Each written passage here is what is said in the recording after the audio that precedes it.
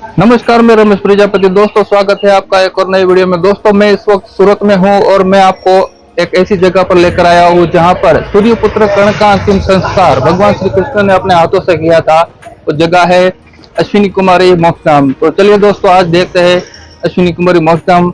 और यहाँ पर एक 3 पान का वड़ भी है। कहा जाता है कि चौथा पान उगते ही एक पान अपने आप ही जड़ जाता है। तो सब कुछ देखेंगे इस वीडियो में। तो वीडियो में आखिर तक बने रहिए और चैनल पर नए हैं तो प्लीज चैनल को सब्सक्राइब जरूर करिए। तो चलिए आज का वीडियो शुरू करते हैं। सूर्यपुत्र कर्ण की अंतिम इच्छा थी कि उसका अंतिम संस्कार कुंवारी भूमि पर हो, क्योंकि कर्ण एक कुंवारी माता के पुत्र थे और ये वरदान कर्ण ने मांगा था भगवान श्री कृष्ण से। और जब कृष्ण भगवान ने खोज की तो पहुंचे तापी नदी के किनारे पर, जहां पर आज अश्विनी कुमारी मोक्षधाम है। और ये जगह गुजरात के सूरत के तापी नदी किनारे पर स्थित है। मंदिर में प्रवेश करते ही आपको सबसे पहले गौशाला देखने को मिलेगी और ठीक गौशाला के सामने बड़ी सी हनुमान जी की मूर्ति देखने को मिलेगी।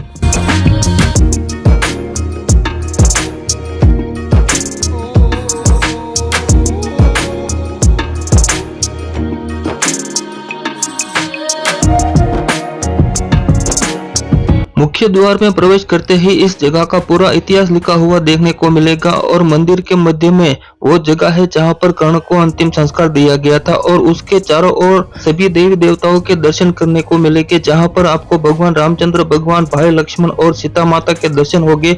उसके बाद यहाँ पर हो चुके सभी साधु संतों की प्रतिमाएं देखने को मिलेगी। फिर रामेश्वर महादेव, भवानी माता, सप्तशृंगी जी, बलराम, सुभद्रा, जगन्नाथ जी, गंगा जी, यमुना जी और सरस्वती माता, विष्णु भगवान, द्वारिका धाम, गुरु दत्तात्रेय जी, काली माता, श्री बद्री नारायण और सूर्य नारायण के दर्शन होंगे। और बीच में है कर्ण की समाधि।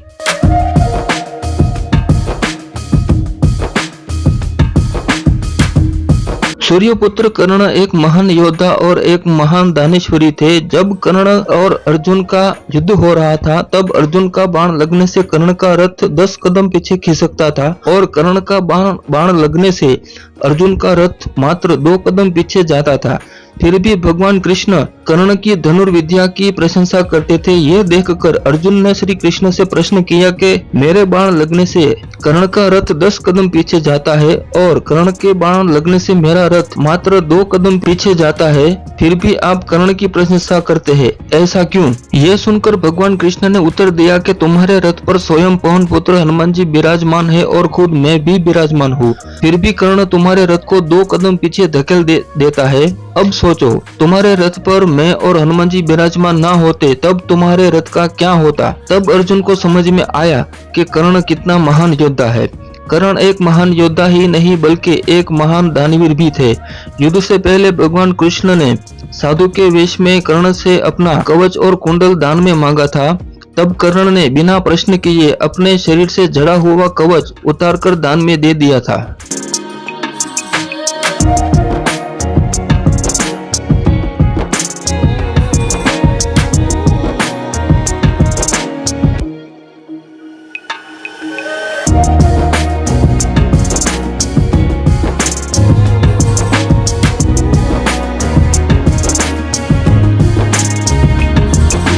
एक बार धर्मराज युधिष्ठिर और कृष्ण भगवान के बीच में चर्चा हो रही थी। तब कृष्ण भगवान ने कहा था कि कर्ण से बड़ा दानवीर मैंने अपने जीवन में नहीं देखा। तब युधिष्ठिर ने प्रश्न किया था कि आप ऐसा क्यों कह रहे हैं? तब कृष्ण भगवान और युधिष्ठिर साधु के वेश में कर्ण के घर पहुंचे थे और वो समय सर्दियों का समय था। तब कृष्ण भगवान ने कर्ण से कुछ लकड़ियां दान में मांगी थी। घर में लकड़ियां ना होने के कारण कर्ण ने अपने घर के खिड़की और दरवाजे तोड़कर दान में दे दिए थे।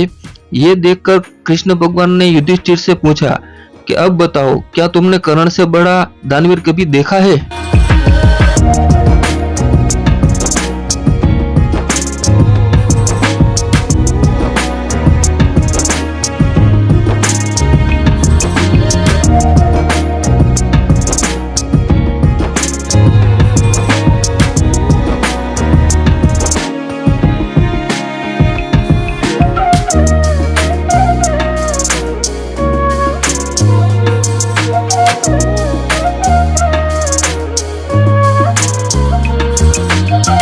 दोस्तों, यह है वो जगह जहाँ पर दानवीर कर्ण का अंतिम संस्कार भगवान श्री कृष्ण ने अपने हाथों से किया था।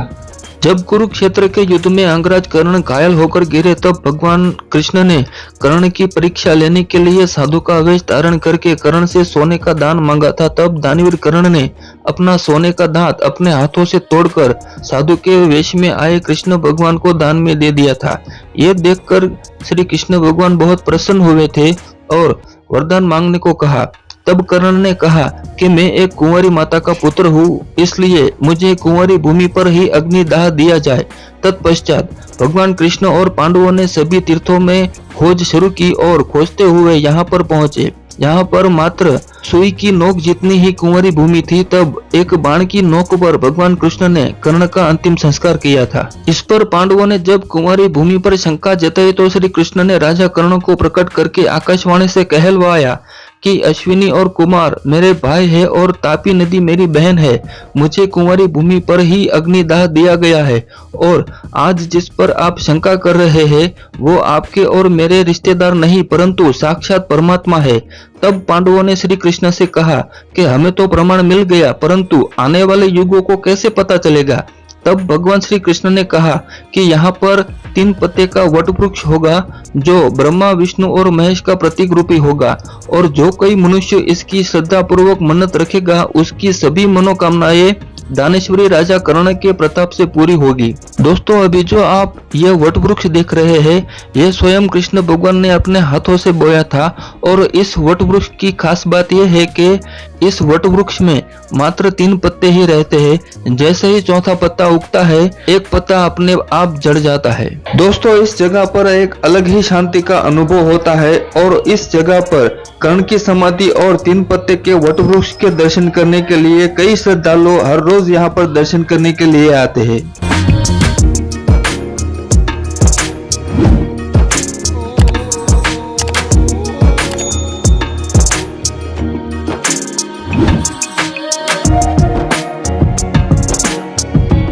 तो फ्रेंड आज के वीडियो में बस इतना ही। उम्मीद करता हूँ कि वीडियो को पसंद आया तो एक लाइक जरूर करिए और चैनल पर नए हैं तो प्लीज चैनल को सब्सक्राइब जरूर करिए। जल्दी मिलेंगे और किसी नई जगह पर, तब तक के लिए गुड बाय। अपना ख्याल रखिए। इस वीडियो को यहाँ तक देखने के लिए आपका बहुत बहुत धन्यवाद। Thank you very much.